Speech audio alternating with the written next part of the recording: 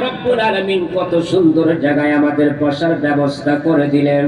ওরে এটা কোনো ওয়াজ মাহফিল নয়, এটা হচ্ছে জান্নাতের আলোচনার জায়গা।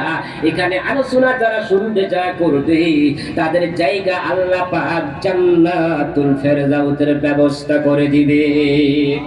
এ নবীর উম্মতের দল, হাফেজে কুরআন কাজী আবু বকর তিনি বাড়িতে যেতে চান। সেই জায়গার লোক বলে কোরআনের পাখি আমরা পেয়েছি, কোরআনের খাদেম আমরা পেয়েছি, আপনাকে আমরা ছাড়তে রাজি নই। জীবনের বিনিময় যদি আপনাকে রাখতে হয়, টাকা পয়সা দিয়ে যা করে হোক আপনাকে রাখতে হয়, আপনাকে আমরা খতিব হিসাবে আপনাকে আমরা রেখে দিলাম, আপনাকে আমরা যেতে দিব না। তিনি বলেন ঠিক আছে, যখন কোরআনের জন্য আপনাদের খেদমতে যখন থাকতে আমাকে বলেছেন তাহলে আমি রাজি আছি, আমি থেকে গেলাম। ইমামতি তিনি করতেছেন, খতিবগিরি তিনি করছেন। কিছুদিন পর ইয়াং ছেলে আল্লাহর কোরআনের হাফেজ কাজী আবু বকর তিনি ইমামতি করতেছেন, খতিবগিরি তিনি করতেছেন। করতে করতে বেশ কিছুদিন যখন চলে গেল, আল্লাহ পাকের আশিক বান্দা যখন তিনি খেদমত করতেছেন মসজিদের, মানুষ তার কাছে আসে মাসলা মাসাইল শিখে, কোরআনের তেলাওয়াত শিখে। কিছুদিন পর তার মুসল্লিরা বললেন, হুজুর বিয়াদবি মাফ করবেন, যদি আপনাকে একটা কথা বলতে চাই। বলেন। বলে আপনি এক মানুষ, আল্লাহ পাকের খাস বান্দা, কোরআনের আপনি খাদেম, আপনাকে একটা বিবাহ আমরা দিতে চাই, যেহেতু আপনি অবিবাহিত। বলে ঠিক আছে, আপনারা যেটা ভালো মনে করেন সেটাই করেন। বলে আমাদের এখানে একটা আল্লাহ পাকের খাস ওলির একটা মেয়ে আছে, সুন্দরী, তিনিও কোরআনের হাফেজ আলেমা। যদি আপনি রাজি থাকেন তাহলে তার সঙ্গে আপনার বিবাহটা আমরা পড়ায় দিই। আল্লাহর গোলাম তিনি বলেন আপনারা যেটা ভালো মনে করেন সেটা করেন। মুসল্লিরা সিদ্ধান্ত নিলেন, বলে ঠিক আছে। আল্লাহ পাকের খাস বান্দির কাছে খবরটা তার কানে পৌঁছায় দিলেন মহিলাদের দিয়া। এ আল্লাহ পাকের খাস বান্দি আলেমা, ওরা আমাদের মসজিদে একটা নতুন খতিব আমরা পেয়েছি, আল্লাহ পাক তারে পাঠায় দিছে বুঝি, কোরআনের একজন হাফেজ আমরা পেয়েছি, কাজী আবু বকর। হে আল্লাহর বান্দি, আমরা চাই উনি একজন বড় আলেম এবং বড় দিনদার ফরেজগার মুত্তাকিম।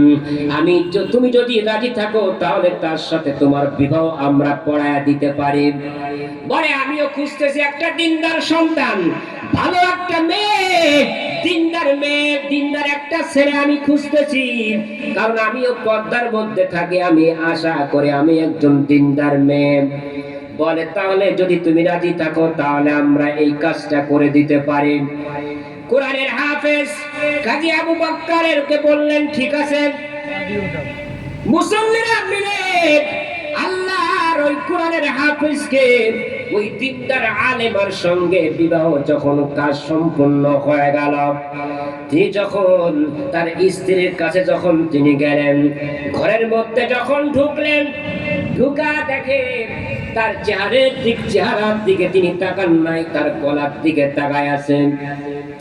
গলার দিকে বেশ সময় যখন তিনি তাকায় আছেন, বলছেন কি ব্যাপার, আপনি আমার চেহারার দিকে তাকান না, কিন্তু আপনি আমার গলার দিকে তাকায় আছেন, বিষয়টা কি? আল্লাহর বান্দা তিনি তার স্ত্রীর গলার দিকে চাইয়া আছেন। কিছু সময় পর বলেন, এরে আল্লাহ পাকের বান্দি, আমার স্ত্রী, আমি তোমার চেহারার দিকে তাকাই না, আমি তোমার গলার মালার দিকে, চেনের দিকে আমি কেন তাকাই? এর বড় একটা লম্বা ইতিহাস মনে হচ্ছে আমার। বলে কি? বলে ওই স্বর্ণের চেনটা আমার বড় পরিচিতা মনে হচ্ছে। ওই চেনটা মনে হচ্ছে আমি হাত দিয়ে কোনো সময় এক সময় আমি নাড়াচাড়া করেছি, ওই চেনটা আমার বড় পরিচিত মনে হয়। বলে কেমনে? বলে মক্কায় কোনো একটা মুরব্বী ব্যক্তি হজ করতে গিয়েছিল। আমি যখন মক্কার শহরের মধ্যে চলাফেরা করতেছিলাম তখন বুঝি এই স্বর্ণের চেনটা আমার হাতে পেয়েছিলাম।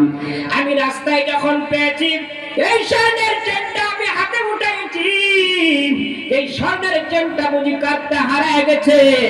এই স্বর্ণের চেনটা যদি আমি তার কাছে পৌঁছায় না দিতে পারি আমার ভালো লাগবে না দিলের মধ্যে।